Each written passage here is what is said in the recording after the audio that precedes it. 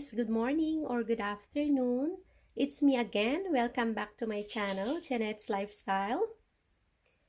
Hope everyone is doing well po and always stay safe and God bless everyone. So anyway guys, for my today's vlog, I just wanted to share to you a quick recipe of mine when it comes to making tortilla wraps. Yeah, so this is I am doing this for a quick lunch of us. Yeah, just a quick menu, yeah, or recipe when it comes to wraps. Yes, so this is very easy and of course simple way. Yeah, if you are really hungry already, just a quick recipe of this if you have a wraps at home. Yes, so the recipe are just easy if you have at home. Yeah, so I'll be using of course jam lettuce. Yes, and of course a sliced tomato and a cheese, ready cheese. Yeah, and of course the tortilla wraps. Yes, a big one, because here in Europe we have also a small and a bigger wraps. Yes, and of course my chicken.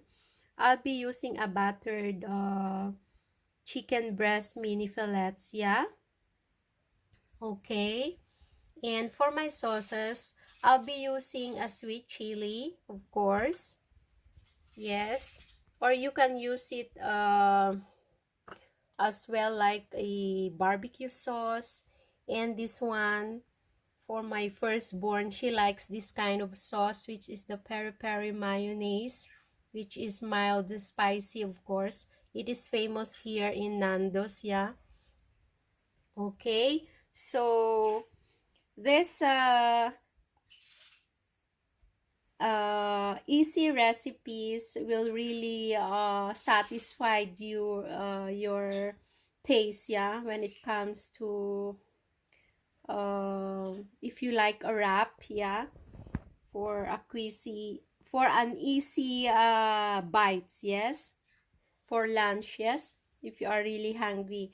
Yeah, so actually I am doing this once in a while, just for a quick one. Yes, so later I will show you this one,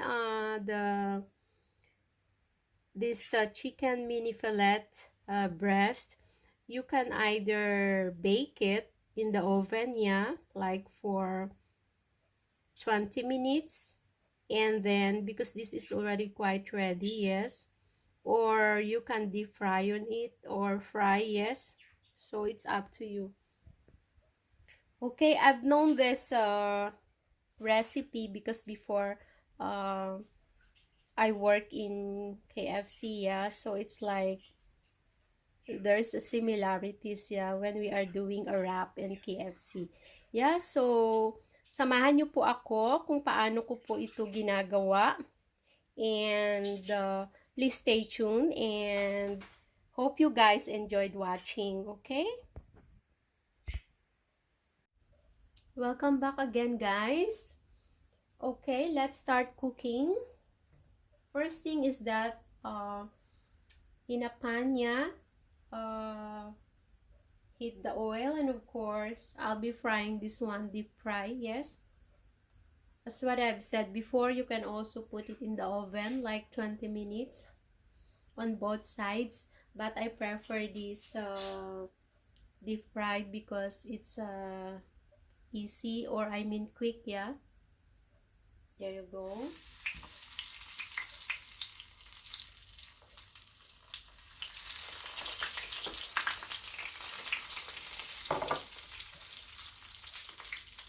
Cook it until it's light brown. Yes, so let's check guys. Welcome back. There you go. This is my last batch. Yeah, The one I fried. And there you go. Actually, guys, the one piece is that I cutted it into halves, yeah? Okay, yes. So that it's easy to cook, yes? So, something like that. So finally, it looks like this, okay? So, welcome back po once again. This time po is that I'll be heating in a pan the wrap, yeah? Dahil nga po homemade, so wala po akong wrap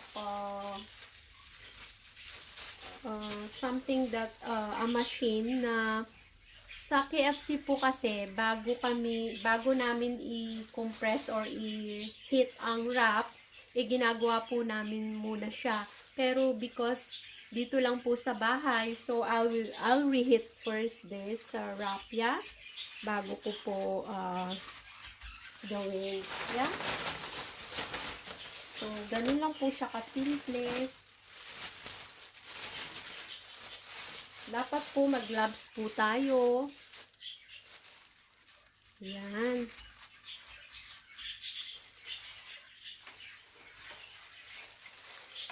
Kasi nga po wrap, so dapat malinis. Yan.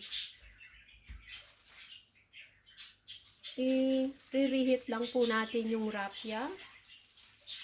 For seconds. Ayan. There you go. So, okay na po siya. So, kayo na pong bahala kung ilan po ang gusto nyong gawin niya. Ayan. So, welcome back po. Ito na po ang umpisa ng aking pag-wrap, yeah? So, first thing po is that the sauce, yeah? Whatever sauce you like po, it's up to you, yeah? But for me, in a wrap, I prefer the sweet chili sauce. Even po sa pag nag-take away po kami ng order namin ng wrap, I used to have a sweet chili sauce, yes? So, ganito lang po siya.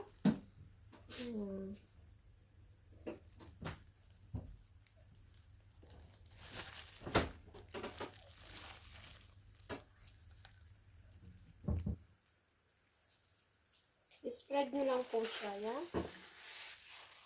Tapos, ito pong lettuce, yeah? Ayan.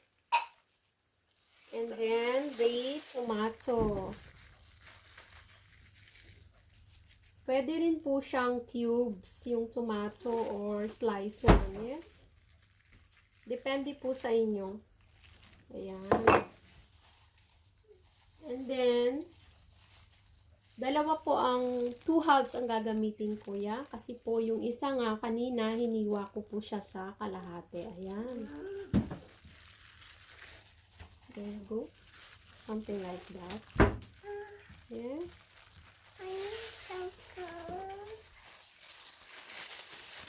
And then next is that the last thing I am using is the cheese. Ayan.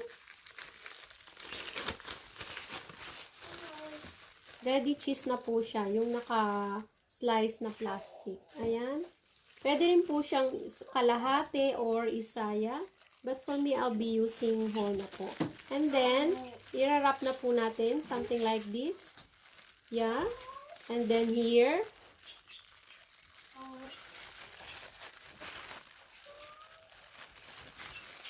And just that po.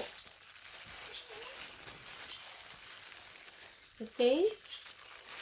There you go. So, ganyan lang po siya ka-simple. Yeah? There you go. So, it's very easy and simple. Yes?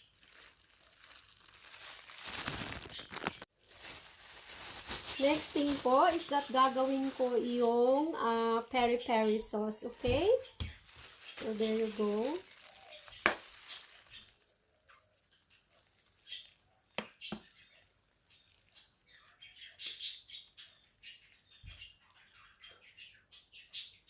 Depende po sa inyo ya kung gaano po karami ang gusto nyo. And then, lettuce. And then, the tomato again.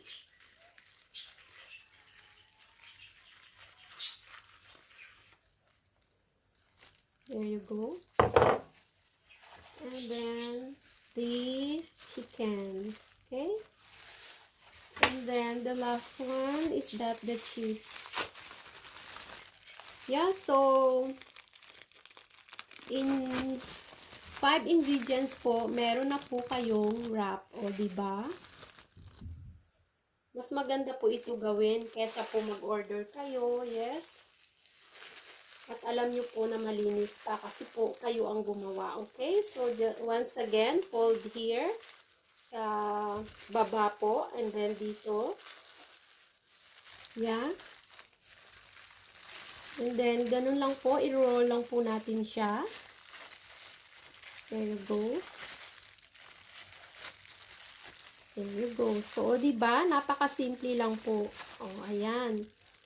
So, this is already my peri-peri mayonnaise wrap, yes? And the other one is the, what is it? The sweet chili, yeah? So, ganun lang po siya kasimple. So, guys, this is already my finished recipe when it comes to tortilla wraps, yeah? So there you go. This is very easy and simple as what you've seen, yeah? So hope you guys once again enjoyed watching with regards to this wraps quick and easy recipe of mine with regards to this vlog, yeah? For my today's vlog, I mean. Yeah, so once again, if you are still new to my channel, please don't forget to like, subscribe, and comment below. Yes, your feedback is highly appreciated. And also, please click the bell button for you to be updated for my new videos to come, okay? Once again, thanks for watching from the bottom of my heart. And please stay safe always. And God bless everyone. Love you guys.